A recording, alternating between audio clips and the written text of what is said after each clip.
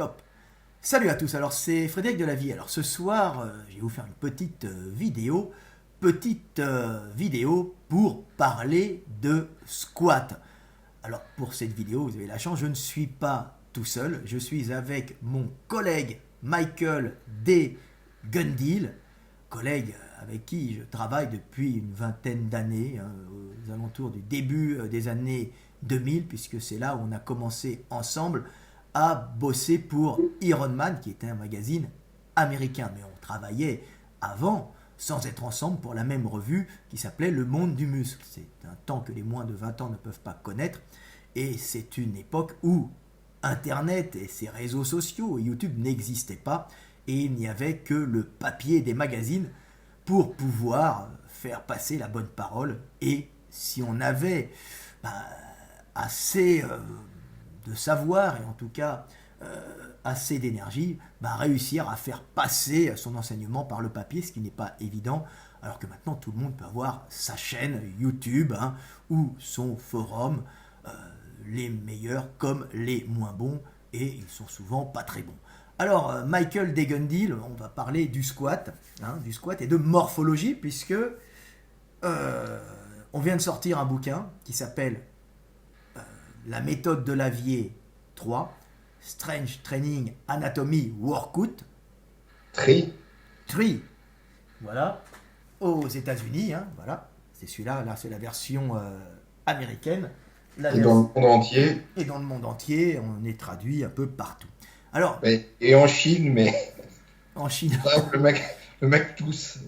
voilà, on est en Chine aussi, et on est partout, un peu comme le virus. Donc nous avons un peu une diffusion virale dans le monde entier, et nous sommes en Chine avec Strange Training Anatomy Workout 3 aussi, traduit dans deux chinois différents, puisque c'est d'actualité de parler de la Chine, le cantonais, le mandarin, c'est ça. Non, Alors, mais il y a le chinois du pot avec du papier cul. voilà, un chinois simplifié. Alors, il y a deux chinois, pour que les gens qui ne connaissent pas trop. Il y a un chinois c'est plus complexe et un chinois simplifié, qui sont deux chinois, le chinois du pauvre, comme tu dis, et le chinois du lettré, je pense. Voilà, juste la qualité du papier. La qualité du papier Il varie, y en mais a un, c'est du papier chiotte, et puis l'autre, la qualité du papier et de la couverture est même meilleure que ce qu'on a en France. voilà. Donc, deux chinois différents pour nous, traduit en deux chinois différents. Pour les gens qui ne savent pas, le chinois est une langue logographique, c'est-à-dire qu'elle exprime des concepts par des signes et non des sons par des signes. Donc elle se joue des langues, et qu'il y a beaucoup de langues en Chine, mais qu'il y a juste deux écritures pour comprendre ces langues, puisque ces langues ne traduisent pas des sons, mais traduisent des concepts, ce qui est bien différent. Donc c'est pour ça qu'on a deux chinois, qui sont de traductions un peu différentes, mais bon, ça intéresse que les linguistes.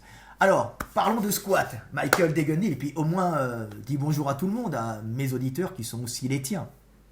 Ah, j'ai déjà dit bonjour tout à l'heure. Voilà.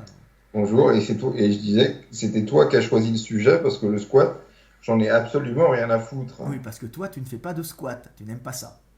Et c'est Big Ramy, on a vu deux vidéos de cuisses de lui et il ne fait pas de squat, à la barre en tout cas. Il s'entraîne que sur machine et il a des cuisses énormes. Les machines sont faites pour vous développer les cuisses. Alors bien, malheureusement, c'est à peu près le même problème pour les gens qui ont une morphologie avec des jambes longues et un buste court, c'est que même sur les cuisses, même sur les machines, ils vont quand même avoir des fois des problèmes pour se développer les cuisses. Ils prendront aussi dans les fessiers. Mais bon, on peut très bien se développer. L'avantage des machines, c'est surtout d'éviter, pas tout le temps, mais d'éviter des fois les blessures au niveau lombaire et de mettre en pression le rachis, de mettre en pression en arrondissement le rachis, qui peut arriver fréquemment au squat et générer des blessures graves, puisque en général ça génère la hernie discale. Donc ça, les machines auraient tendance à limiter, mais pas tout le temps, on voit bien souvent. En quelle machine, mais si tu choisis bien tes machines, ça permet de passer outre ta morphologie. Voilà, c'est ça l'avantage. Alors, on va parler peut-être de squat, et si tu veux, on va parler après des machines. Alors, tu voulais parler de morphologie, on voulait parler de morphologie et de squat, puisque c'est toi qui m'avais dit ça serait pas mal qu'on refasse cette discussion qu'on avait eue la dernière fois et que j'ai malheureusement effacée. Hein. Bah, ouais, enfin, t'as effacé. Alors, parlons morphologie, parlons squat. Bah, le problème du squat avec barre, c'est on, on- on n'a pas le choix que de subir sa morphologie.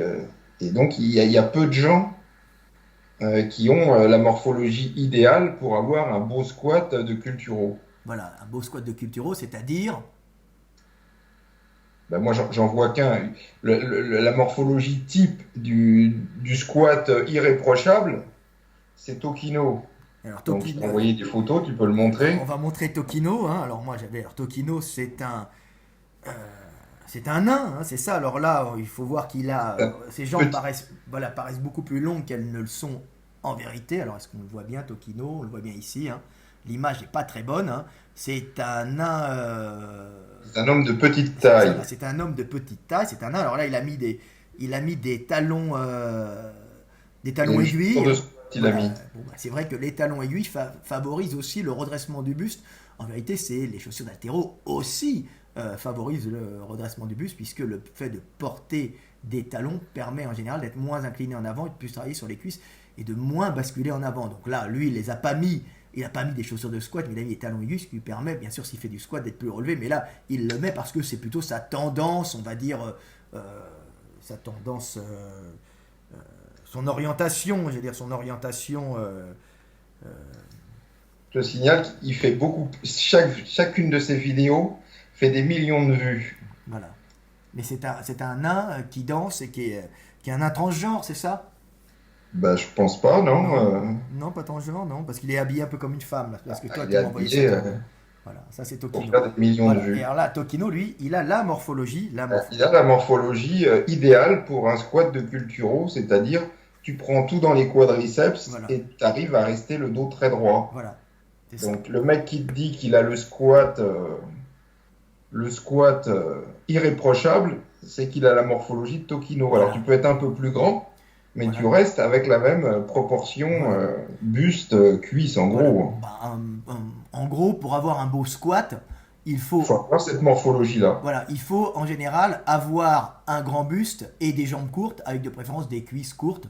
Et si possible, ce qui joue aussi, c'est la mobilité de cheville. Mobilité de cheville qui, bien Ouais. sûr, euh, Moi, tous les mecs que je vois avec les cuisses très courtes, ils ont les muscles très longs par rapport à leur segment osseux, et donc ils auront forcément beaucoup de souplesse. voilà. Alors, je Ils ont montre, aussi les jambes arquées, on en parlait la dernière fois, voilà, je pense que c'est... ça joue aussi. Alors là, je vais en montrer un autre. Un autre, alors ce n'est pas Tokino, lui, parce que Tokino ne fait pas du squat en compétition, il a la morphologie du squatteur.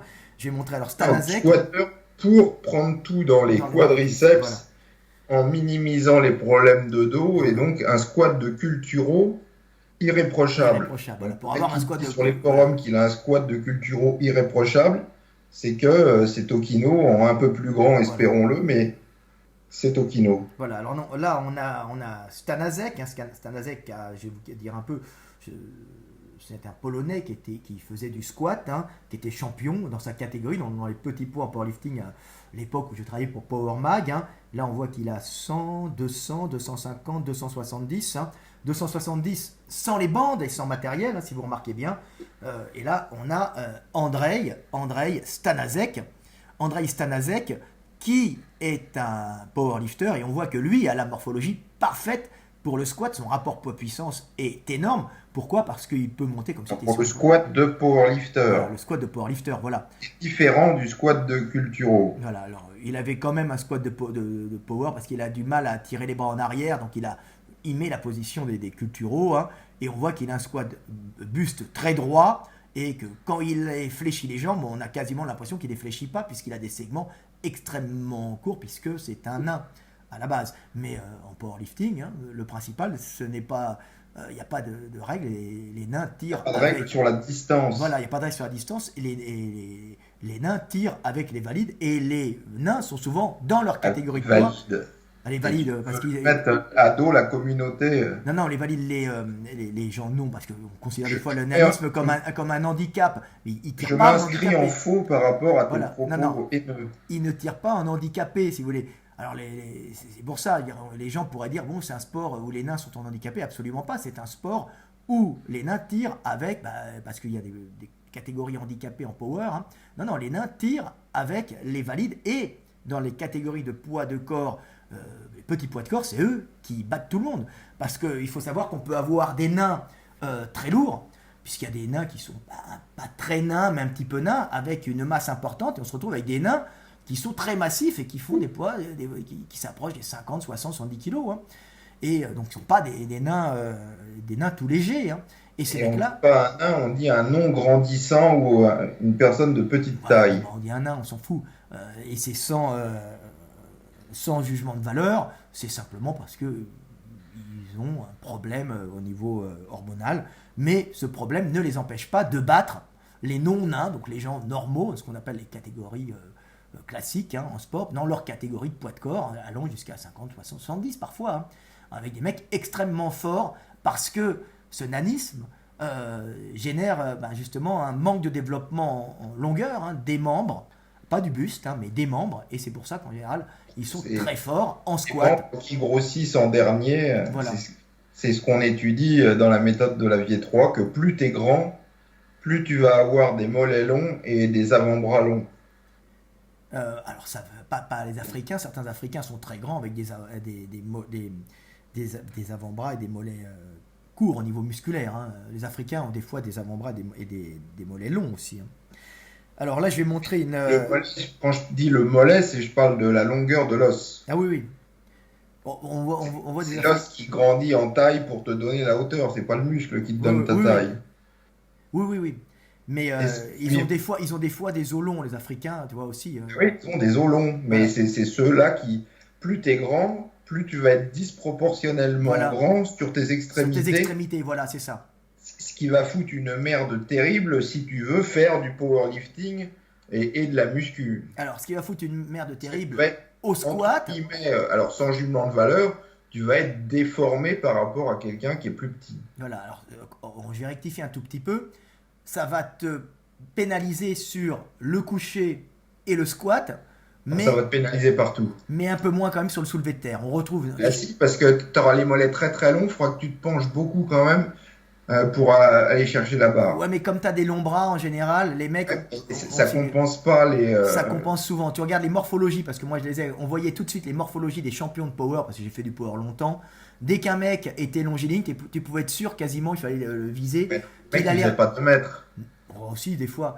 Tu as des powers qui sont vraiment très très très grands, comme on a des strongman. T'avais, comment il s'appelle, le lituanien là, qui était Tu vas me strongman. sortir un mec. Euh, T'es très pénalisé. Plus t'es grand en powerlifting, plus t'es pénalisé. Passer une certaine taille. Zydrunas était très grand, et moi j'ai connu Zydrunas à 19 ans, puisque j'étais allé. Oui, mais tu me cites toujours un mec, mais la plupart, c'est pas la taille optimale d'être très très grand. Non. Les power en général, ils sont médio-lignes, ou ils sont brevilignes. D'ailleurs, médio-ligne, c'est-à-dire qu'ils vont pas perdre trop sur le soulevé de terre. Ça fait les mecs qui sont bons sur les 3 mouvements et qui vont battre les gars parce qu'ils sont très forts sur les 3 mouvements sans forcément être au-dessus des autres sur un mouvement particulier. Donc, et les médio-lignes en général sont très forts en squat et en couché, et un peu moins en soulevé de terre. Donc c'est tout le temps. Une certaine taille, tu regardes Ed Cohn, il est pas très grand. Non, il n'est pas très grand. Simmons non plus, mais passer une certaine taille, mieux vaut faire du strongman. Voilà, les strongmen sont en général des longilignes très massifs et puis qui ont la Parce capacité. qu'ils sont pénalisés par la taille si t'es trop, Voilà, si au t'es trop squat. petit.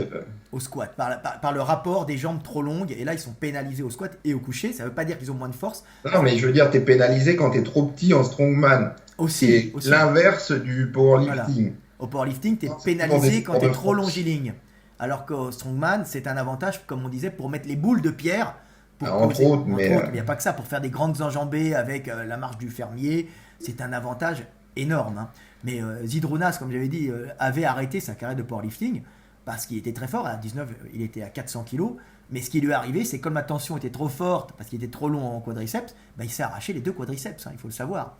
Et c'est pour ça qu'il a commencé, c'était un Lituanien, hein, il a commencé une carrière de strongman et il est devenu la star qu'il était. Donc, je crois que ça doit être un des strongmen qui a duré le plus longtemps, puisqu'il fait encore des compètes et il a quoi, pas loin de 40, hein, 40. Ouais, enfin, il y a longtemps que je l'ai pas vu, mais c'est vrai qu'il a eu une carrière très très longue par rapport à des mecs qui ont des carrières très très courtes. En sachant que sa carrière a débuté sur une blessure grave due justement à sa morphologie qui n'était pas adaptée au power, mais il montait quand même très lourd. Il était très fort en soulevé de terre et en squat sur les 2 mouvements. Alors tiens, j'ai fait un autre petit schéma qui est tiré de bouquin, de guidement de musculation, là on peut le voir. Hein. Pour squatter le dos droit, hein, bah voilà, qu'est-ce qu'il faut faire, hein. On voit l'avantage d'un nain, hein, quand il squatte, bah, c'est qu'il a le buste complètement redressé par rapport à quelqu'un qui a des fémurs longs, hein, comme on peut voir sur le dessin que j'ai fait. C'est un dessin un peu caricatural, mais c'est la réalité. Et quand tu as des fémurs longs, bah, le problème c'est que tu es très penché en avant. La descente est beaucoup plus difficile parce que la tension sur les muscles du dos est beaucoup plus importante et tu peux te péter la gueule en avant. Donc, avoir des longues jambes en squat te pénalise énormément si en plus tu n'as pas de souplesse de cheville. Donc, on voit des fois les 2 choses, hein, qui arrivent. Manque de souplesse de cheville, c'est pas top, hein. Comme je vous dis. C'est ce que je disais la dernière fois, c'est que c'est rare d'avoir un mec qui a les mollets, alors l'os du mollet, les os des mollets très très longs et le muscle très très long. Ouais. En général, plus le tibia est long, plus le muscle est court, proportionnellement. Exactement. Ben là, on peut voir. Ce serait tellement lourd que pour lever la jambe, ce serait impossible. C'est pour ça que les mecs, tu les vois avec des méga mollets.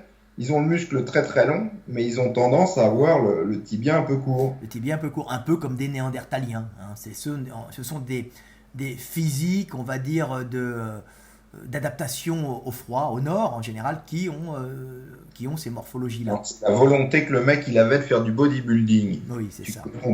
Alors là, je vous montre une photo d'un mec que vous connaissez bien, en train de faire un squat quand il était junior, un petit jeune. Hein. Là, je devais être à 84 kg, 85 kg. Et on voit que j'ai des fémurs longs. Non, j'ai des fémurs longs, mais j'ai des tibias très longs. Hein. Et on voit tibia long, manque de souplesse de cheville en général, puisque le muscle est court. Voilà. Voilà, le muscle est court, le tendon est long, le tendon s'étire moins que le muscle, hein, mais il est fait pour... il est moins souple. Il est moins souple que le muscle. Il n'est pas fait pour être étiré. C'est deux choses que les mecs comprennent pas, mais c'est pas grave. Il est fait pour être un peu étiré, mais à peine, alors que le muscle peut être étiré. Très très peu. Très peu. Évidemment que c'est une certaine souplesse. Une certaine souplesse pour éviter de casser, parce que vu les tensions qu'il prend à chaque arrêt de course, quand on a la réception au sol, il faut qu'il garde une certaine souplesse pour pas arracher l'os.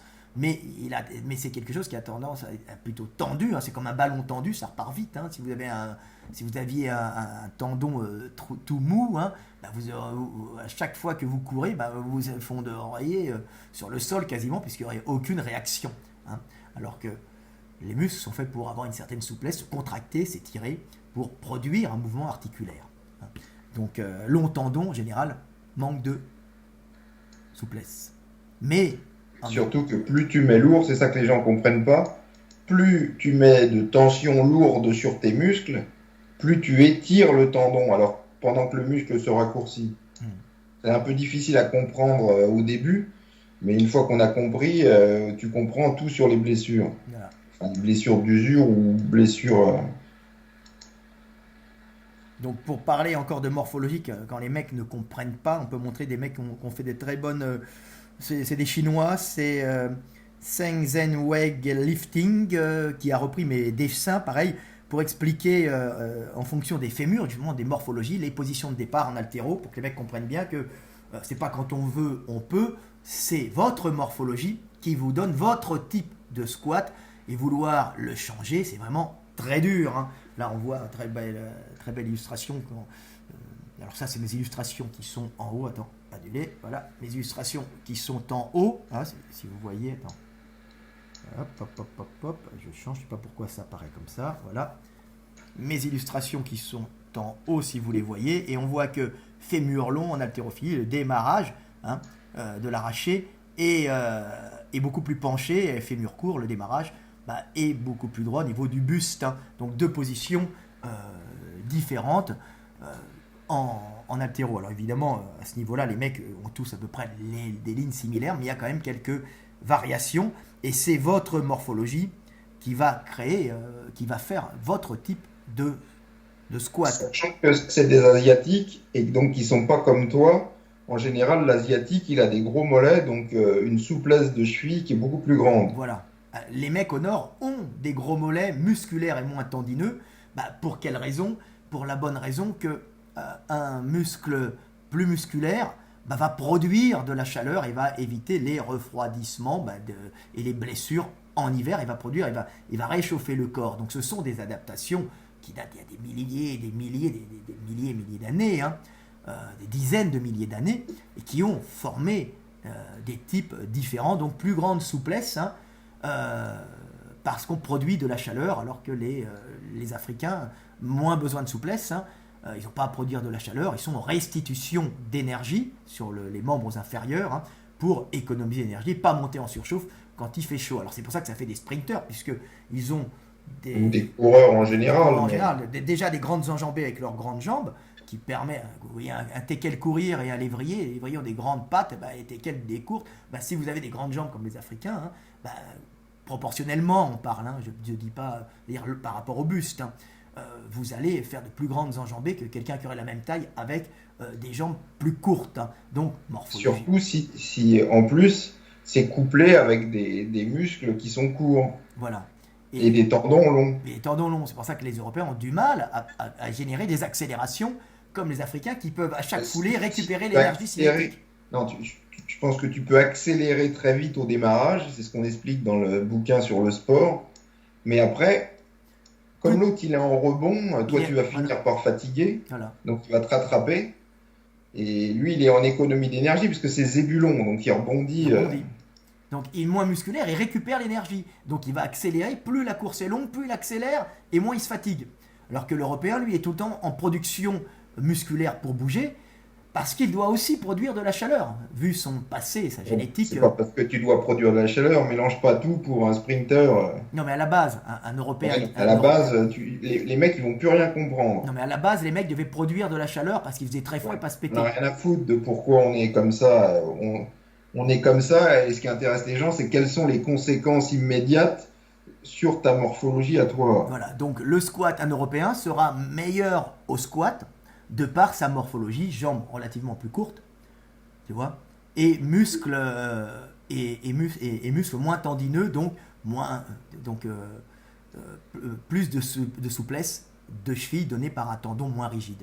C'est à peu près ça, globalement, et c'est pour ça qu'on retrouve plus de champions de squat chez les Européens, de powerlifters chez les Européens, plus que chez les Africains, qui, eux, en général, vont faire tous les coureurs de sprint ou de distance longue jusqu'au marathon. Après, en général, c'est les Européens, donc les Nordiques, qui reprennent pour d'autres raisons, pour des raisons sur les super marathons, donc quand on dépasse 40 km, c'est parce que les Européens sont plus gras et peuvent continuer avec plus de réserve énergétique en eux pour terminer sur des hyper trails, comme on dit, où on voit très peu de blacks. Les blacks, c'est jusqu'à 40 km, parce qu'après, il leur manque des réserves énergétiques de graisse en eux, puisque des réserves énergétiques, c'est les Européens, les Nordiques, qui ont tendance à en faire pour passer l'hiver. Génétiquement, c'était ça, alors qu'on a des climats à peu près constants dans les zones du sud, où il y a une luminosité constante, une humidité constante et un apport de nourriture constant. Donc pas besoin de faire des accumulations de graisse. Donc voilà, c'est intéressant de voir quand même que les morphologies, que le climat vous forme, et que si on... Et après, il y a des exceptions, et c'est ça où les gens se trompent complètement. C'est parce que il y a certains noirs, mais alors il y en a très peu, qui ont des super mollets. Je pense à Iris Kyle. Si tu veux étudier la morphologie idéale en bodybuilding, je pense que la morphologie et osseuse et musculaire, je pense que c'est la meilleure morphologie de tout, le meilleur génétique de tous les temps pour la musculation. Elle a des méga mollets, bien qu'elle soit noire. Alors, il y a aussi le fait qu'il y a beaucoup de métissage, ce qui se passe aussi avec le... Mais c'est quand même des exceptions qui sont rares. C'est pas pour rien qu'à chaque fois qu'elle se pointait à Olympia, en gros, elle gagnait, quoi. Et maintenant, ils veulent plus d'elle parce qu'à chaque fois, elle gagne, donc... Donc ils l'ont viré. Ben, en gros, ils lui ont dit de pas revenir, quoi. On va voir ce qui va se passer cette année, mais On trouve aussi des Africains, des Afro-descendants qui sont très bons en squat. Hein. Là, il y a un champion, je ne sais plus comment il s'appelle.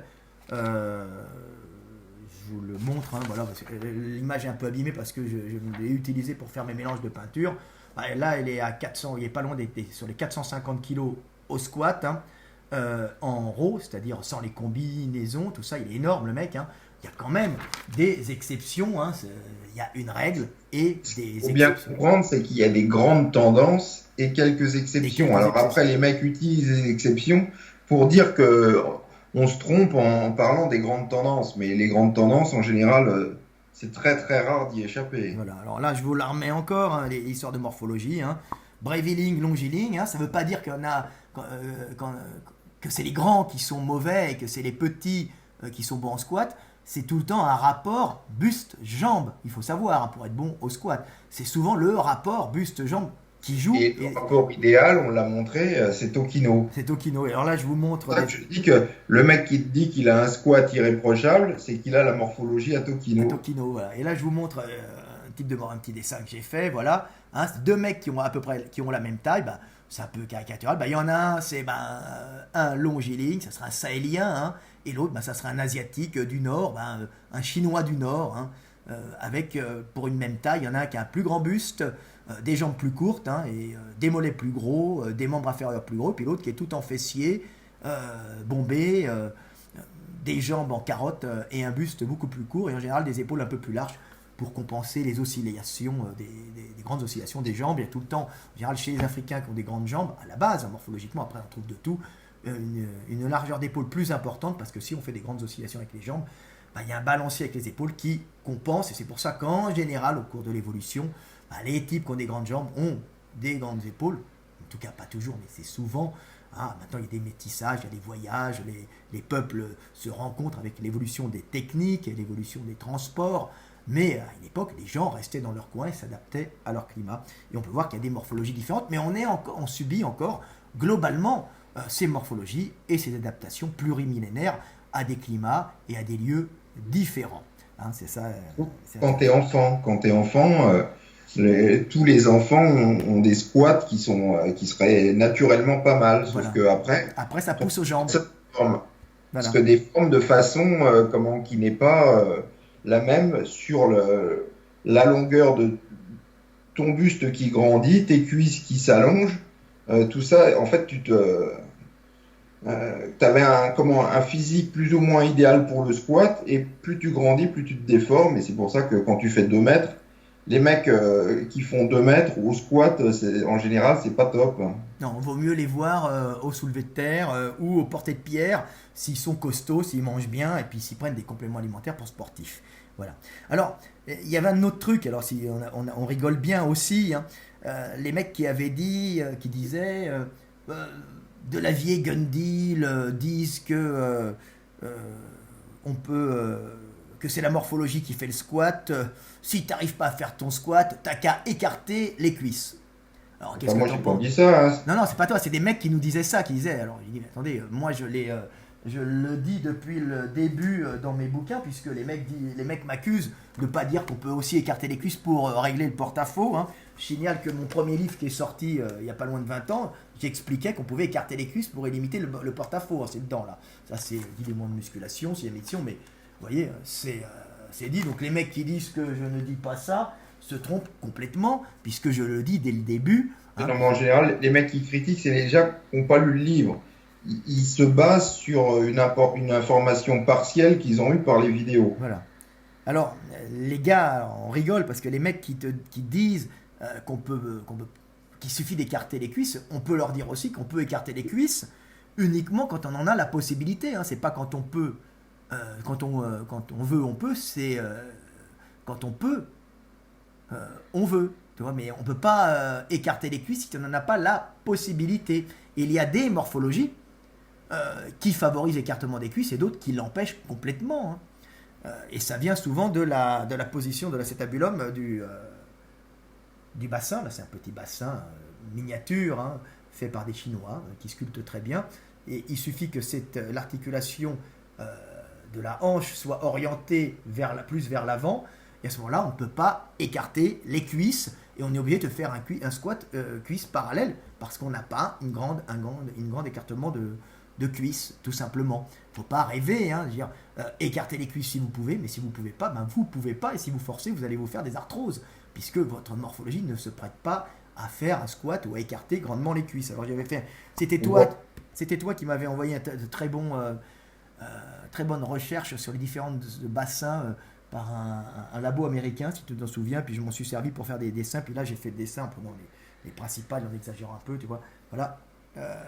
Voilà 2 bassins différents. Vous voyez, il y en a un avec l'orientation de l'articulation de la hanche vers l'avant et l'autre extérieur. Donc il y en a un qui peut écarter les cuisses grandement, c'est celui-là, et l'autre il peut pas parce que sa morphologie l'empêche. Ça ne veut pas dire qu'il est handicapé, il peut marcher et courir très bien, mais il ne peut pas écarter complètement les cuisses.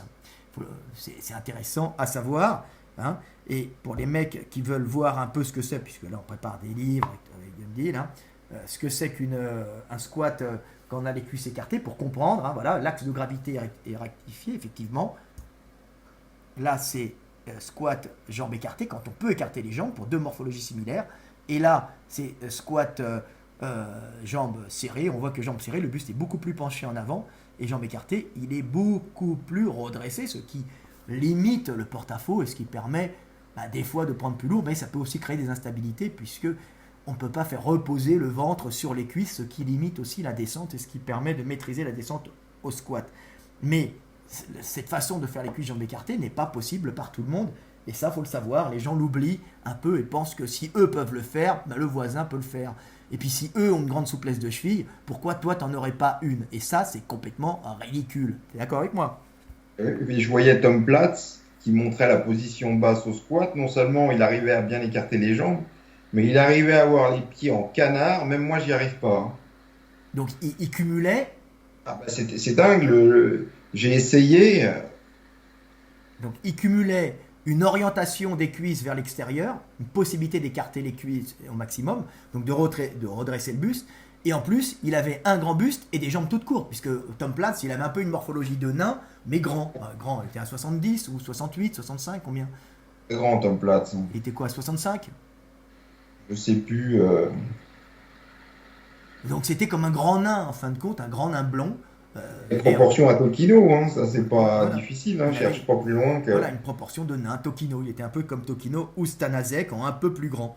C'est pas c'est pas des proportions de nain forcément, mais c'est les proportions de Tokino, mais sur quelqu'un qui est plus grand. Voilà.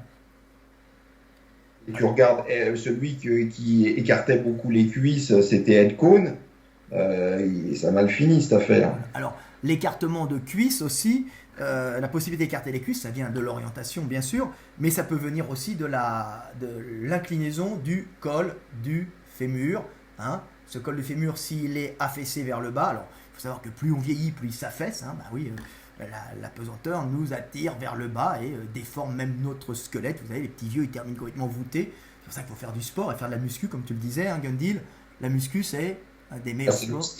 C'est le seul, la seule activité assez puissante pour comment justement arrêter cette détérioration musculaire et surtout osseuse. Donc ça conserve du mouvement articulaire, hein, la musculation, pour permettre justement aux articulations. Oui, non, mais après ça dépend de ce que tu appelles musculation. Voilà. Moi, c'est ce que j'appelle bodybuilding. Le but, c'est d'éviter le body destruction. Bodybuilding, body destruction, c'est 2 activités. Voilà. Alors, comme je disais, les gens qui ont vieillissant, ils ont un affaissement. Puis en général, les hommes ont un col du fémur, ou les mecs lourds, plus affaissés que les gens qui sont de petite taille ou légers. Hein. Et puis après, il y a aussi des côtés génétiques aussi. Hein. Et là, voilà ce que ça fait. Évidemment, quand vous avez, sur ce dessin, je vous ai fait un petit dessin pour que vous compreniez, parce que un long discours, c'est bien, mais un petit dessin, c'est encore mieux. Là, c'est un col du fémur vertical, et on voyait qu'on peut à ce moment-là écarter pour le même bassin les cuisses beaucoup plus. Et là, un col du fémur très horizontal, et là, on peut très peu écarter les cuisses. Alors évidemment, c'est caricatural, mais on peut retrouver des fois ce type de morphologie chez les individus. C'est pour ça que les danseuses longilignes, en général, ont des cols du fémur assez verticaux, et qu'un squatteur lourd, très lourd en général, lui, aura un gros mec, un balèze, aura un col du fémur qui sera affaissé avec l'entraînement, le poids, puis les années aussi, des fois, les vieux en général, et ça s'affaisse tellement que ça finit par casser. Hein. S'ils ont un peu d'ostéoporose, une mauvaise alimentation, ils font plus de sport. Donc voilà. Donc, Et il faut bien dire que là, à chaque fois que tu montres les dessins, on montre que c'est symétrique, mais on n'est jamais symétrique, non, jamais. et en particulier à ce niveau-là. Ah bah oui. Et puis il y a plein de Ah oui, motifs. non, ah bah oui, mais les mecs, parce que tu vas remarquer, on le remarque beaucoup à la presse parce qu'on le voit. euh, la grande question qui sera abordée dans la méthode de la vieille carte, c'est à la presse, est-ce qu'il faut mettre les jambes de façon symétrique sur le, ou est-ce qu'il faut justement compenser le fait qu'on ne soit pas du tout symétrique par rapport au placement de ses pieds. Donc ça sera abordé là-dedans. Je bosse aussi là-dessus sur les blessures. On explique aussi, ça dans la méthode de Lavier 4, que l'inclinaison du Alors c'est buste. le 3. Non, mais là, on va bosser aussi pour ça.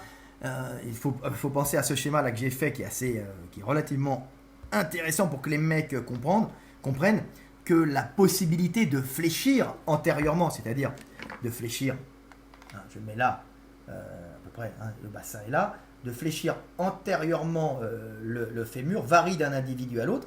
Il y a des gens qui peuvent, par exemple quand ils sont au squat ou à la presse, qui peuvent pencher le buste énormément comme ça, et sans limitation osseuse, vous voyez. Alors, ils sont au squat, alors ça penche, et puis ils vont se péter la gueule en avant, parce qu'ils ont beaucoup de mobilité de la hanche antérieurement. Ça ne veut pas dire qu'ils peuvent écarter la hanche, hein, pas du tout, c'est qu'ils ont beaucoup de mobilité vers l'avant, ça dépend des gens, ça dépend des morphologies de fémur et de hanche, mais il y a aussi des gens qui ont un blocage, ils ne peuvent pas. Hein. Alors s'ils ont les jambes courtes, ils ne bloquent pas, ils ont l'impression de ne pas tomber en avant, d'avoir une espèce de blocage. Ah, ils sont contents, ils sont heureux, hein. Sauf qu'à la longue, s'ils ont très lourd, qu'est-ce qui va se passer quand ils arrivent là et le squat il descend trop bas, ça bloque parce qu'ils n'ont pas beaucoup de descente antérieure, hein, de flexion antérieure de la hanche. Ils peuvent avoir un grand écartement, mais ils n'en ont pas. Qu'est-ce qui va arriver? Ils sont emportés par leur squat, ils sont trop à l'aise au squat, ils ont l'impression d'être droits, d'avoir ce blocage qui les bloque. Ils vont arrondir le bas du dos. Et qu'est-ce que ça va faire qu'on arrondit le bas du dos, hein? Tu descends plus bas. Oui, non. Oui, tu descends plus bas et tu te niques tes vertèbres. C'est pas grave ça. Tu te fais une belle hernie discale en faisant une compression parce que tu arrondis le bas du dos. Et il faut savoir que l'important au squat pour pas se blesser, parce que maintenant on peut faire si on veut développer des cuisses, tu fais des presses, tu fais des machines bien sûr, c'est surtout de ne pas arrondir le dos. C'est la base pour pas avoir... Et effectivement, des gens qui ont beaucoup de mobilité antérieure, comme je l'ai dit, au squat, hein, question de morphologie osseuse, hein, ici, et d'orientation de la tête du fémur. Donc, ceux qui peuvent se basculer en avant, en général, s'ils arrivent à contracter le dos, ils vont se péter la gueule en avant, mais ils vont pas arrondir le dos. Ils vont tomber, mais sans que le dos s'arrondisse. Ils vont tomber en avant. Alors que quelqu'un qui n'a pas de mobilité, lui, il va s'affaisser, il va pas tomber en avant, et c'est tout le dos qui va prendre. Donc, la mobilité antérieure de hanche est quelque chose qui apporte un avantage quand tu fais un squat en te bloquant un peu vers l'avant, mais qui est catastrophique quand tu fais un déséquilibre avant, puisqu'à ce moment-là, le bassin ne peut plus basculer, et c'est le bas du dos qui s'arrondit. Le bas du dos qui s'arrondit avec des charges, ça veut dire pression sur l'avant du disque intervertébral, hein, qui est des disques qui permettent une petite mobilité et d'amortir les chocs. Et l'intérieur, il y a un peu il y a un noyau gélatineux, hein, je vais essayer de le montrer dans ces disques. Hein, voilà, ce sont des disques intervertébraux. Hein, et à l'intérieur de ces disques, hein, c'est des anneaux fibreux, hein, de fibrocartilage. Et à l'intérieur, il y a un gel d'amortissement. Hein, c'est un amortisseur. Et si on presse trop l'avant en arrondissant le dos, et on va faire une pression. Et si on vieillit, on a un petit défaut, on va avoir à l'arrière une protrusion de liquide, et puis une protrusion de ce gel, et aussi une protrusion aussi d'éléments fibreux qui vont compresser le système nerveux et qui vont vous générer une belle hernie, et surtout une belle sciatique qui peut se résorber, mais il restera une fragilité, mais qui des fois on est obligé de l'opérer. Hein. Et là, à ce moment-là, vous avez votre avenir de squatteur qui est bien compromis. Hein. Donc il faut savoir que c'est pas parce que tu fais un squat mauvais que tu te pètes la gueule en avant que tu vas faire des hernies, puisque la hernie vient souvent sur quelqu'un qui n'a pas de mobilité antérieure de la hanche et qui peut très bien faire le grand écart. Ça n'a rien à voir.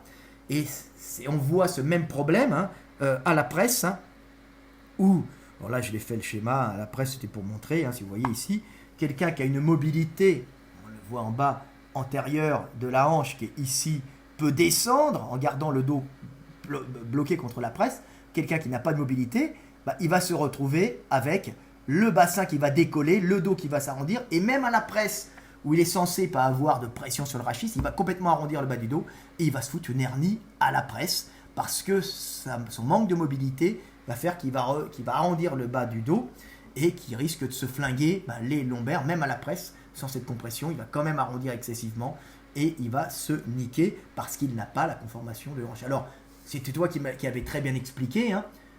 Qu'est-ce qu'il faut faire sur la presse pour éviter de se faire ça, d'avoir des problèmes quand on n'a pas la bonne morphologie? Déjà, de prendre une presse circulaire, c'est Voilà. plutôt qu'une presse linéaire. C'est Voilà. déjà. Voilà. Et si tu as une presse linéaire, qu'est-ce que tu fais? Bah, tu descends pas trop. Voilà. Et où le dossier? Ouais, non, mais après, le dossier, ça, c'est encore autre chose. Tu peux le mettre à plat, mais c'est pas forcément très agréable non plus. En général, ce qu'il faut, c'est quand même régler le dossier et pas descendre trop pour éviter de se niquer. Donc, régler le dossier en descente importante, hein, pas redresser, hein, et ne pas descendre trop si vous voyez que vous avez un blocage de la hanche et vous voyez que vous arrondissez le dos. Moi, je sais qu'à l'après, je peux descendre tout en bas, j'ai pas de problème, hein, aucun problème. Par contre, il y en a, je les ai vus à la presse, ils bloquent au milieu, ils n'arrivent pas à descendre et puis c'est le dos qui prend. Et là, ça peut être relativement grave. Voilà. Le problème, c'est que quand tu lèves le. En fait, ça revient à lever le cul à la presse. Le problème, c'est que tu sens mieux les muscles. Ah oui. Donc, il faut pas se dire que, tiens, je sens bien mes muscles, donc je fais un bon travail, donc je risque pas la blessure. C'est deux choses, deux paramètres complètement différents. Ah oui, et les mecs qui disent, ouais, moi je fais un bon squat, je vais vous montrer un super squat, je descends tout en bas. Ben, ils font ce qu'ils veulent, hein, moi j'en ai rien à foutre. Hein. Ah ouais, mais si ils n'ont pas la morphologie, ils vont se blesser. Attends, je veux te dire, ça me fait rigoler, mais j'en ai rien à foutre du tout. Pourquoi? Pour montrer qu'on descend bas. Mais si tu arrondis même un tout petit peu le dos, c'est l'hosto, mon gars.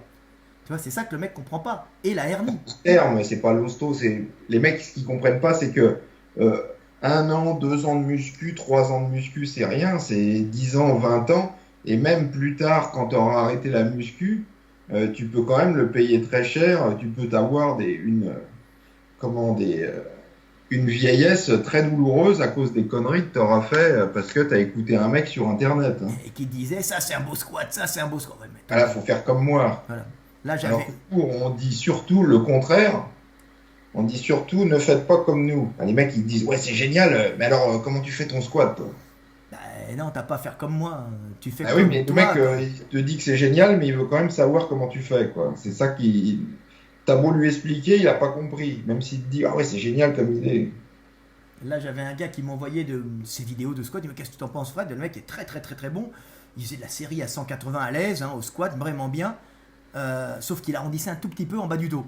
Et là, je lui ai dit, bon, écoute, ton squat est fort, t'es super fort, il n'y a pas de problème. T'as une bonne morphologie, simplement ton dos est un peu arrondi. Un petit conseil, descends un tout petit peu moins. Et au démarrage, cambre légèrement le dos, même au maximum. En général, les power cambrent un maximum parce que le poids va les emporter vers l'avant. Ils vont décambrer obligatoirement à cause du poids important. Donc, au power, on fait un blocage, c'est-à-dire que blocage respiratoire, abdominal, et on cambre un maximum les lombaires pour éviter justement d'avoir cet arrondissement du dos. C'est vraiment ce qu'on appelle fixer le dos au power. Ça, vraiment, au squat, c'est important. Et on rappelle encore que le squat de power n'a pas comme fonction de faire du développement musculaire, mais d'être performant le jour de la compétition. C'est un sport. Ce qui est paradoxal, que les mecs comprennent pas, c'est que Louis Simmons, qui est quand même le pape et qui a le plus influencé tout ce monde de la fonte, dit qu'ils font 80% de leur entraînement sur machine. Alors que les culturaux, alors que les power, ils sont jugés sur 3 mouvements, ils n'ont pas le choix de mouvements et c'est des mouvements avec charge libre. Et pourtant, ils font tout pour s'entraîner sur machine. Voilà. Alors que les culturaux qui ont un choix, un large éventail de mouvements et n'ont absolument pas à s'entraîner sur poids libre, veulent absolument s'entraîner sur poids libre. Donc, va comprendre l'erreur. Alors si les mecs, C'est un paradoxe voilà, étonnant, je trouve. si les Power s'entraînent beaucoup sur machine, hein, par exemple Louis Simmons de la West Side Barbell, c'est aussi parce que ils font du soulevé de terre, ils font du squat, et si on travaille trop en soulevé de terre et en squat, on finit par plus récupérer, déjà au niveau Ouais, nerveux, ils mais font surtout pas au niveau lombaire. pas de terre. Les lombaires, c'est des muscles qui sont activés toute la journée, dans le maintien, dans le déplacement, et qui récupèrent pas si bien que ça. Tu vois?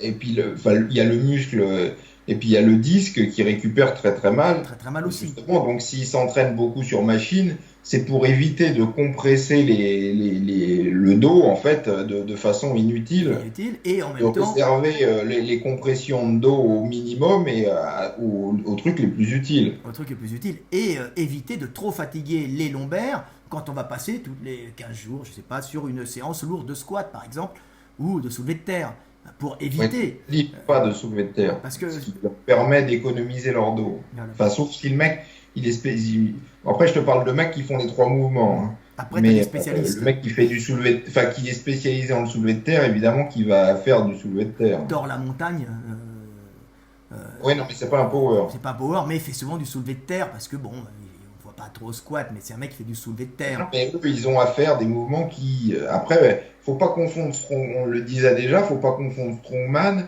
power et power qui va faire se spécialiser dans un mouvement et spécialisé dans les trois. Moi, je te parle de Louis Simmons, en général, il entraîne les mecs pour trois mouvements. Voilà. Ou à la WPF ou à l'IPF, je pense qu'il y a d'autres fédérations où, par exemple, l'IPF, par exemple, les gars sont, les mouvements sont homologués, étaient, alors je suis plus, mais à l'époque où j'y étais, au cours des compétitions, trois mouvements, pour qu'il n'y en ait pas un qui s'entraîne uniquement sur le soulevé de terre et qui gagne. Après, il y a des records de soulevé de terre, il y a des fédérations qui font des records de coucher, puisque maintenant il y a beaucoup de fédérations où c'est uniquement le coucher aussi, hein, de bench. Mais le powerlifting de base, c'était les trois mouvements et les mouvements étaient homologués sur des compètes trois mouvements. Alors, je me souviens qu'il y en avait qui arrivait, qui faisait le minimum pour avoir le minimum mondial, par exemple au squat et au coucher, mais qui se donnait à fond sur le soulevé de terre pour essayer de taper le jour de la compète leur corps, sans se fatiguer. Alors sans se fatiguer avant, tu vois, au squat. En général, on fait comme ça, tu vois. C'est ce que faisaient les gars, où des mecs, ils allaient juste pour faire le record du squat, et puis les deux autres mouvements, ils s'en foutaient de faire une place. Le but, c'était de taper le record. Tu vois. Et donc, la stratégie de Simon, c'est d'économiser au maximum le dos par rapport au mouvement avec barre et par contre de muscler au maximum les lombaires et tous les muscles de soutien du dos avec machine. Voilà. C'est ça, là, en voilà, gros, voilà. Résumé en deux lignes, la stratégie, Voilà. après c'est un peu plus complexe que ça, Voilà. mais résumé en deux lignes, c'est l'idée directrice. Voilà.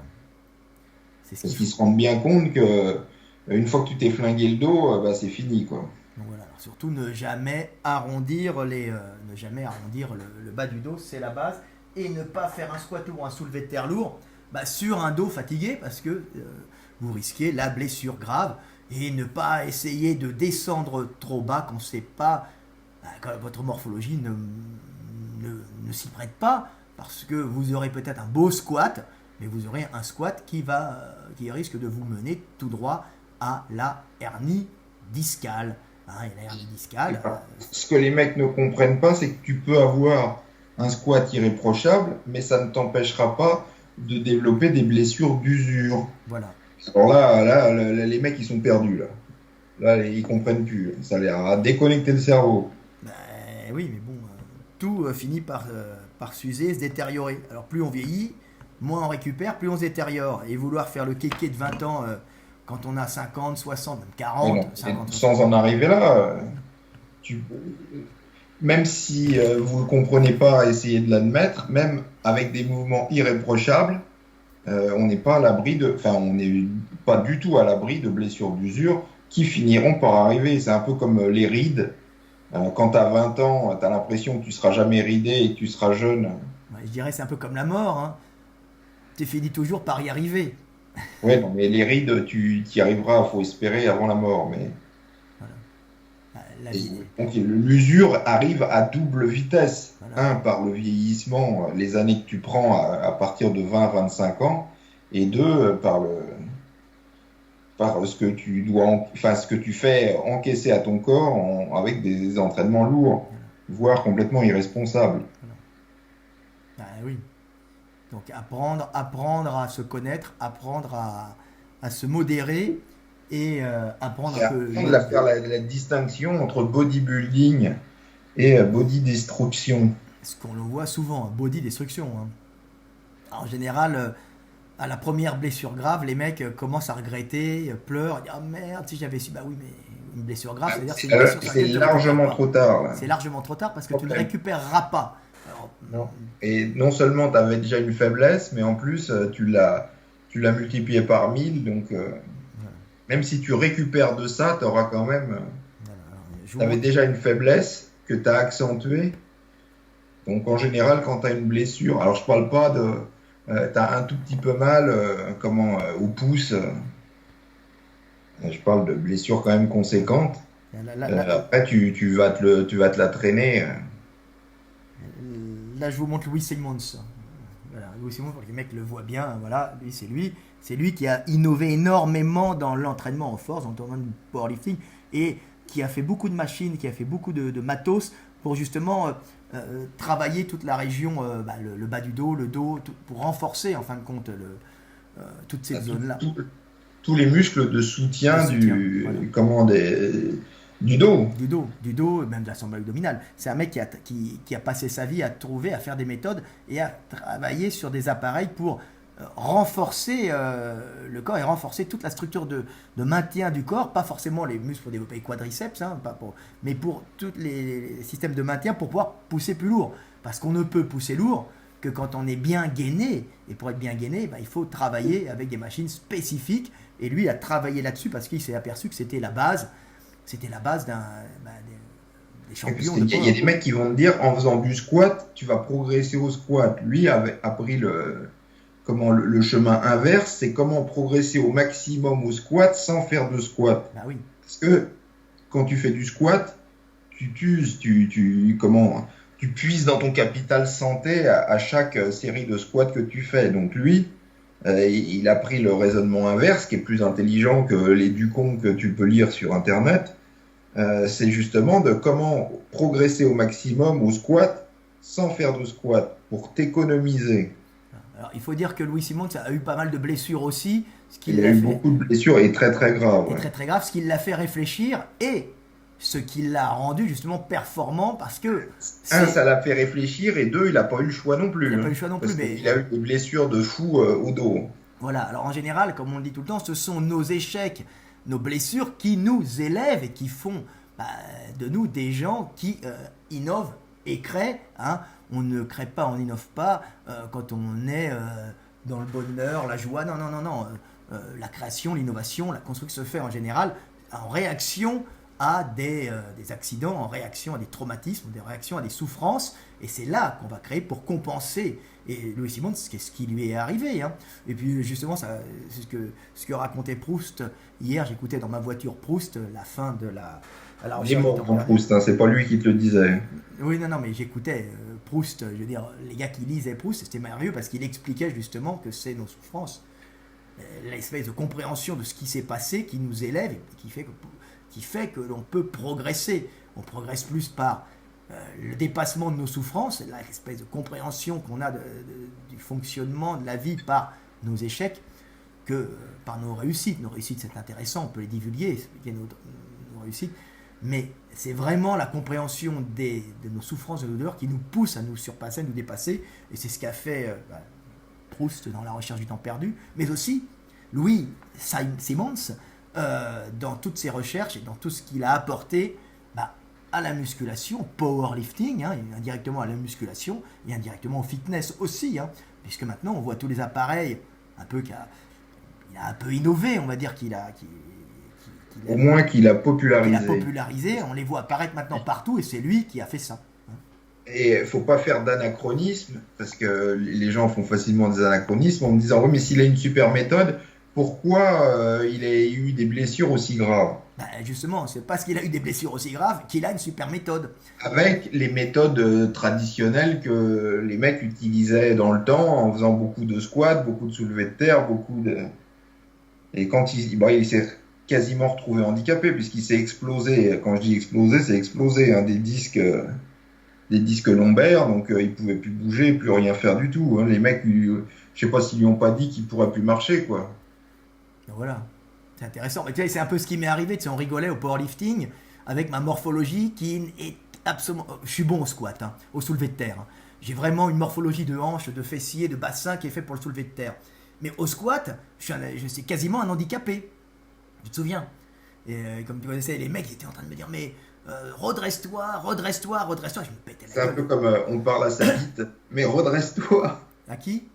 à sa bite, Ah oui, oui, mais redresse-toi, mais je ne peux pas. redresse-toi. Redresse-toi, mais je ne peux pas. Et quand elle veut pas se redresser, elle se redresse Elle se pas. Hein. redresse pas. Alors là, redresse-toi. Et puis un jour, il m'énervait et puis j'ai fait un squat droit. Alors qu'est-ce qu'il a fait? Qu'est-ce qui m'est arrivé quand j'ai fait un squat droit? Bah, le problème, c'est que tu peux pas maintenir ton Et équilibre. voilà, et je me suis retrouvé, j'aurais balancé la barre chargée derrière et je me suis retrouvé sur le cul. Et les mecs, mais t'es fou!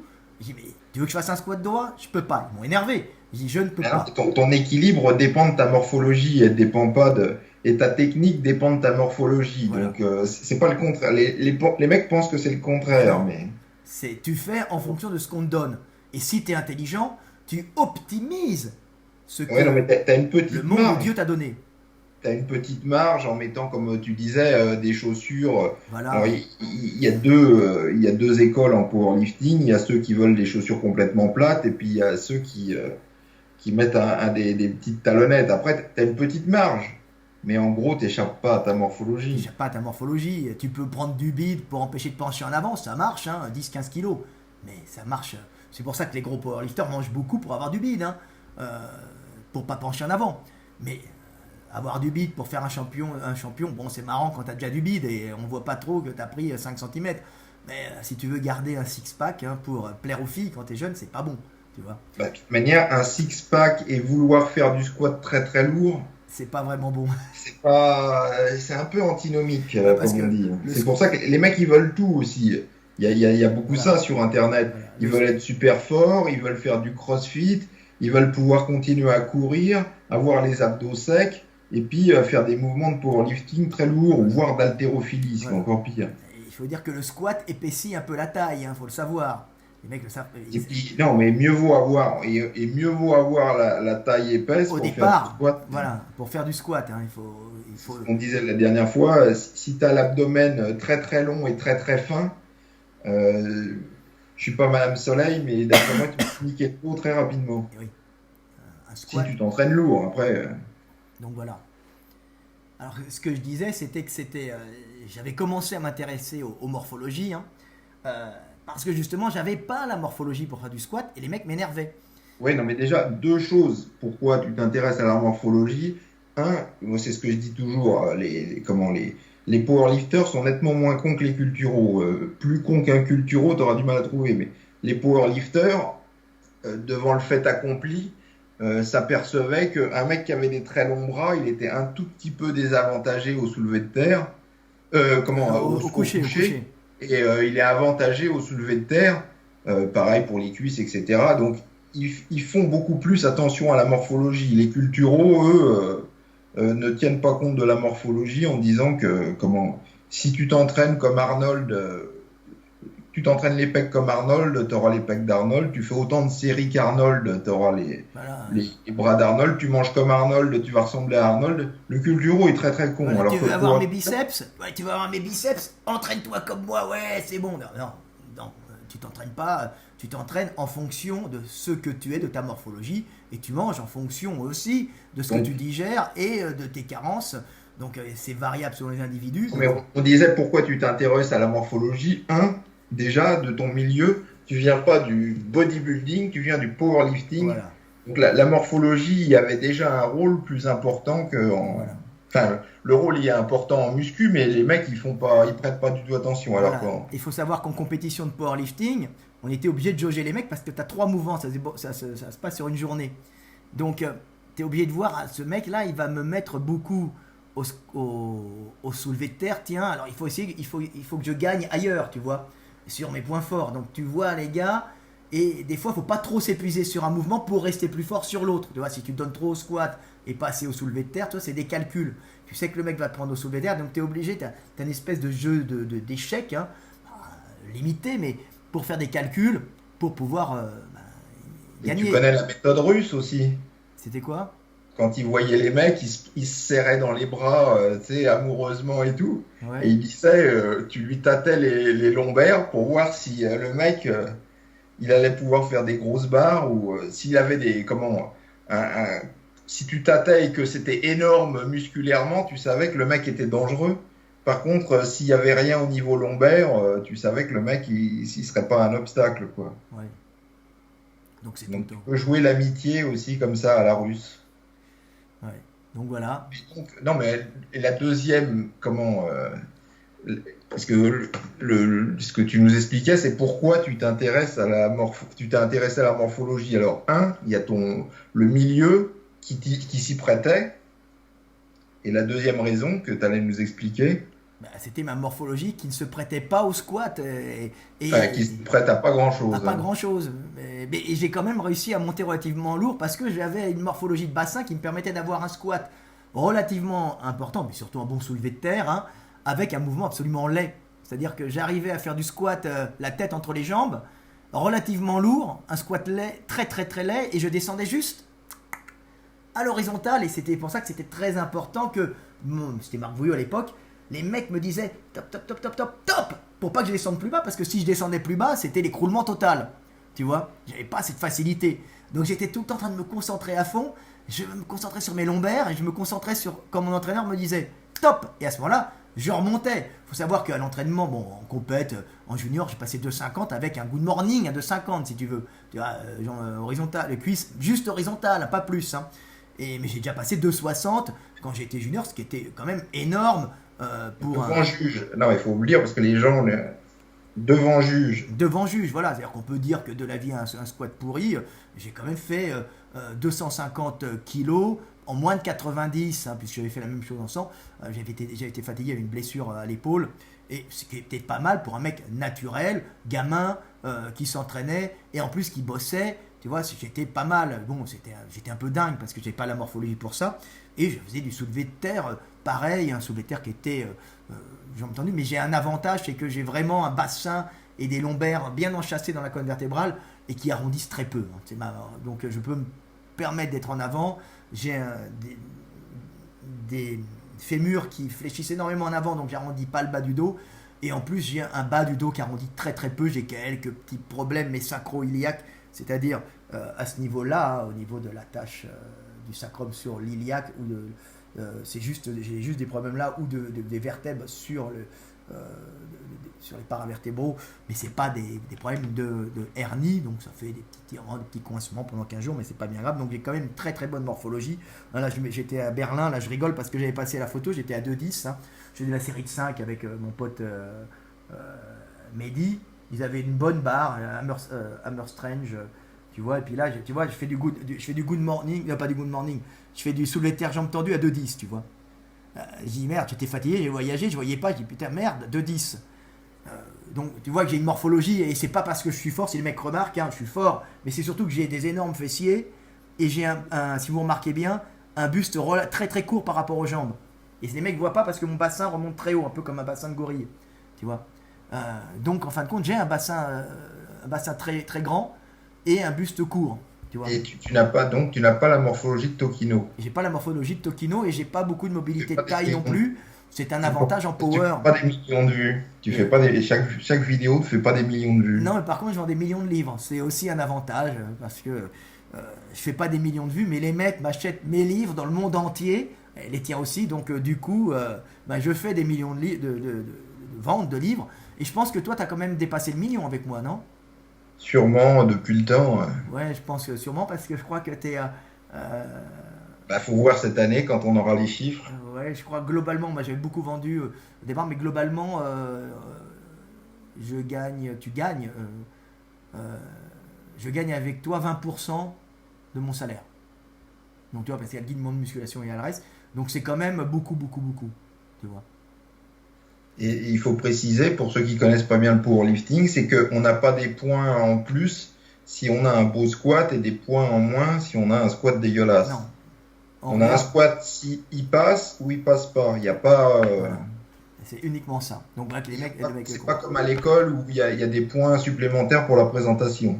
Ah oui, je voulais montrer un dernier truc avant qu'on termine la vidéo qui est assez sympa encore parce qu'on a fait un petit hommage à Louis Simmons qu'on aime bien, hein, comme j'ai dit tout le temps.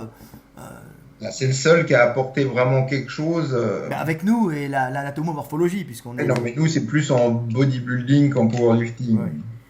Donc nous c'est en strength training, on va dire, en musculation adaptée à tous les sports. Qu'est-ce qu'on veut. Ouais, je sais pas, mais en bodybuilding, oui, mais Alors Louis Simmons, ce qu'il avait fait, c'est que bon, les box squats, hein, il faisait les box squats. Alors bon, ça c'est lui qui l'a. c'est pas lui qui faisait des box squats. Non, Hein. mais Lui, alors là, c'est lui qui a il a popularisé popularisé, le box voilà, popularisé le box squat. Voilà, il a popularisé ce Le type de box squat. squat, il l'a appris dans un club qui s'appelait Westside. Voilà. Et il a repris le nom Westside en hommage au club où Voilà. il s'entraînait avant, là où il a appris le box squat. Voilà, parce qu'en powerlifting, l'important c'est pas de descendre tout en bas, c'est de descendre au moment où tu as les cuisses à l'horizontale pour pas perdre d'énergie. Donc c'est le minimum d'effort pour pouvoir tout donner dans la montée. Donc on va pas s'amuser à descendre trop bas parce qu'on va perdre en fin de compte des kilos. Ça sert à rien. Donc on descend juste ce que vous demandent les juges. Donc lui il faisait ça. Donc il faisait des trucs où on s'arrête sur le banc et on part pour travailler le réseau nerveux, les connexions neuronales pour envoyer l'influx, tu vois. Ou on part au rebond, on part juste à la sensation du toucher pour repartir, mais en général on ne cogne pas parce que si on cogne, on va mettre en pression le rachis et c'est extrêmement dangereux. Hein. Alors c'est pour ça que lui travaillait, alors je crois que j'ai pris une photo, on le voit, hein, il est là, hein, et il travaille sur des tapis, comme tu me l'as dit, voilà, des tapis empilés qu'on met exactement au centimètre près au niveau de la descente du power qui va s'entraîner. Donc tout le monde n'aura pas forcément le même. C'est pour ça qu'ils mettaient des tapis de mousse. Voilà, c'est ce qu'on voit là. Si le mec il est plus grand, ils rajoutent des tapis. Voilà. Si le mec il est plus petit, ils enlèvent des tapis. Voilà. Comme ils règlent la hauteur de la barre, pareil, ils règlent la hauteur de la barre sur le monolift, plus ils règlent la hauteur du box squat grâce à ces tapis. Voilà, mais ils ne tapent pas sur un banc. Voilà, le but étant d'arriver à l'horizontale et pas en dessous. Pour des raisons de compétition, ce n'est pas du bodybuilding, c'est du power. Le but c'est de gagner, c'est pas d'avoir des grosses cuisses. Hein, puisqu'en général, ni de faire un squat irréprochable. Ni de faire un squat irréprochable. Alors l'avantage du power c'est que... Ça, tu sais que déjà le mec qui te parle de squat, de technique irréprochable, tu sais que t'as le crétin de l'année, quoi. De toute façon. Le but c'est où t'as décroché le gros lot avec ce mec-là. Si tu parles avec lui...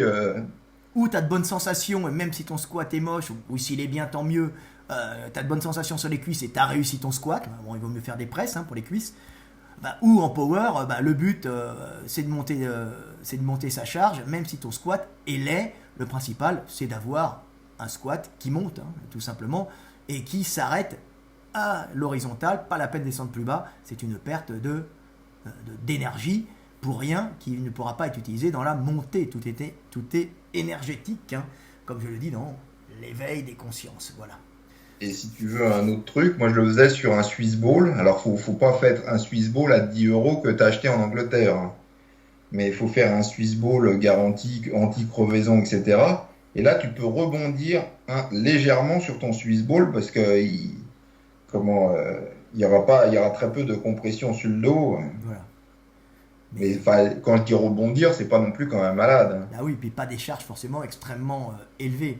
Plus la charge elle est lourde, plus le ballon va s'enfoncer. Donc, J'avais un copain là qui travaille dans un haras, qui fait du dressage d'animaux et qui s'occupe des chevaux par des pur sang arabes et qui s'entraîne chez lui, là, je crois qu'il est en Normandie, là.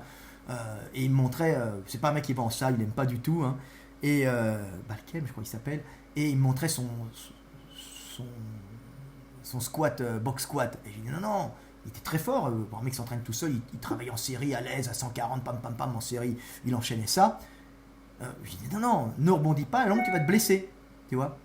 Ne rebondis pas sur. En plus, le mec qui s'occupe d'un hara, il a aucune excuse parce qu'en général, ils utilisent les tapis de sol qui sont utilisés dans les haras pour servir pour de box squat ou pour mettre par terre. Alors là, je lui disais, mais non, tu me remontes à la sensation, mais tu ne remontes pas, c'était un banc dur qu'il avait, parce que tu vas mettre... Il n'a aucune excuse, le mec. Tu vas mettre en pression, tu peux faire du box squat, mais pas comme Donc, ça. Ah, il y a même il Marcy vient Fred, le cheval, il coupe le tapis et il se garde les tapis. voilà. Donc voilà, bon, il a rectifié tout de suite, il est très sympa, le mec s'entraîne bien. Il me demandait qu'est-ce que t'en penses, je dis non, tu cognes trop. Euh, faut Là où, vraiment, ou à la voilà, sensation, aucune excuse. où on le Parce fait à que l'arrêt, tu vois, où on le fait à l'arrêt pour tailler l'influx, ou on le fait à l'effleurement. Autrement, faut vraiment les trucs en mousse réglables comme fait ça. c'est exactement ce que je te dis, les trucs de hara que les mecs ils utilisent. Ouais, ouais, voilà. Donc si vous avez accès à du matériel, à ces tapis de mousse, un pour le revêtement de la salle au sol Mhm. et deux pour faire vos tapis de. Voilà. Bon, rien d'autre à dire sur le squat, on pourra en faire plein, hein, des heures sur la Et le ceinture. squat, c'est vraiment ta discussion à toi parce que moi j'en ai rien Non, à mais non, foutre c'est et parce que tu m'avais j'ai dit la l'impression dernière fois, on d'être avait des parlé. années-lumière de ce dont on Oui, parle. toi, tu fais des machines. Remarque, moi, je fais beaucoup de soulevé de terre et je fais un peu moins de squat. J'en fais de temps en temps, je vais en faire ce soir. Là, je vais partir en faire parce que moi, ça marche bien pour moi. J'aime bien. J'ai de bonnes sensations. Hein, mais pas trop lourd, mais j'ai de bonnes sensations au squat. Et puis, ça marche bien sur mes cuisses. Et c'est pas valable pour tout le monde. Hein. J'ai beau avoir un squat pourri, ben, quand je le fais, mes cuisses se développent plus quasiment que quand je fais de la presse à cuisse. Tu vois, c'est un peu. J'ai l'impression que ça traumatise moins mes genoux en plus, au passage. Tu vois, même s'il y a plus de tension sur le dos, mais mon dos est solide. Mais c'est moi. Il euh, faut faire de bonnes machines plutôt que voilà. des merdes. Voilà. Mais non, mais ça c'est moi, c'est pas les autres. Donc c'est moi qui m'entraîne comme ça. Je dis pas aux gens de s'entraîner comme moi. Il y a des gens qui aiment bien le squat, d'autres qui n'aiment pas. Hein. Dans tous les cas, faut pas se ruiner au squat ni se ruiner aux machines. Le but c'est de durer longtemps, de se développer, d'être en forme et de prendre du plaisir dans ce que vous faites. Voilà. Hein. Comme toi, tu prends du plaisir. Et durer aussi parce que si je peux te dire que si tu as envie de t'entraîner et que tu es blessé et que tu peux plus du tout t'entraîner, tu vas être très malheureux. Ouais, exactement. Bon, bah c'est à peu près tout là, c'est bon. Ben oui, sauf que pour moi, j'ai l'impression d'être dans une discussion d'un autre temps, quoi. Bah oui, Mais parce bon, que toi, tu fais des machines, mais si tu veux, après on parlera des machines, on parlera de tout ce que tu veux. Tu pourras nous parler des machines si tu veux, il n'y a pas de problème. Ou tu pourras nous parler. on en parle, acheter les livres plutôt que Acheter les livres, hein, je vous le remontre encore. Hein, voilà. les secrets. Voilà, la méthode de Lavier 3 sur les morphologies. Et pour les morphologies, vous avez aussi le guide des mouvements de musculation, euh, approche anatomique. Voilà, c'est les deux principaux qu'il y a dessus. Les autres, on parle aussi, mais il y a l'entraînement. Mais ça, ceux-là sont vraiment. C'est une base à avoir. Profitez-en. Ce sont des auteurs français, hein, Michael Degundil et Frédéric Un argument. Delavier. Oui, mais c'est Il a bien. formidable, on est français, donc c'est bien. Ah, on est français, donc c'est bien. Alors moi, je dis on est français, donc c'est bien. Hein, Ouais, et mais on tu est dis bleu, ça blanc, rouge. Voilà. un peu con comme argument. C'est Ben, un peu léger. Hein. C'est comme c'est pas grave. c'est du même niveau que le mec qui a le squat irréprochable. C'est pas grave. C'est sympa. Voilà. Alors c'est français pour une fois, et c'est pas américain. Et on est bien placé aux États-Unis. Hein. Il faut savoir que j'étais passé numéro 1 à un moment hein, aux États-Unis dans les livres de. J'étais passé dans les livres de vente, dans les livres de sport, tout sport confondu. Quand c'est sorti, je suis resté un an premier aux États-Unis en livre de sport. Hein. Et je me souviens à l'époque, il y avait Tiger Woods qui me faisait la concurrence. Tu te souviens pas, non? De Tiger Woods, non. Tiger Woods, Enfin, si je me souviens, Tiger mais Woods, et c'était donc j'étais premier en sport aux États-Unis. Ce qui est marrant pour un Français, parce qu'on dit les Français, non, on sort encore des trucs bien en France. Hein. Il y en a encore. Il y a Frédéric Delavier, Michael Degundil, et puis bien d'autres. Hein. comme ça, tu rends fier ton président. Et je renferme mon président, voilà. Et puis en plus, je rapporte de l'argent à mon pays, ce qui permet à mon président de continuer à vivre À honnêtement. dépenser. Quoi? À dépenser. À dépenser de l'argent et qui permet à sa femme de changer la vaisselle de l'Élysée. Voilà. Ce qui est bien. Voilà. Puisque je paye mes impôts en France et comme toi d'ailleurs, non? Bah, malheureusement. Voilà. Ah non, c'est bien, puisque tu permets d'avoir le renouvellement de la vaisselle de l'Élysée. Donc tu devrais être heureux. C'est l'honneur, l'honneur. Bon ben voilà, on dit au revoir à nos auditeurs. Bah oui. Salut à tous, et puis alors, allez acheter la méthode de Lavier 3. Hein. Précipitez-vous. Précipitez-vous, hein. Le meilleur livre de musculation, avec bien sûr le guide du monde de musculation. Hein. Allez acheter ça, ça nous permettra, nous, de... Hein, Bon, du moins d'acheter des machines voilà, le Paput et Casino, et de parfaire mes connaissances en la matière. voilà. Et puis moi, ça me permet de vivre honnêtement et puis de financer d'autres projets. C'est toujours agréable de bâtir et de construire, d'entreprendre et de créer. La vie est faite pour créer, agir et créer et aimer. Voilà. Bah, salut mon collègue, hein. Salut. 1h14. À bientôt. Allez, je Moi, j'ai coupe. 1h19, moi. Ah ouais. Eh ben, tu couperas le début. Salut.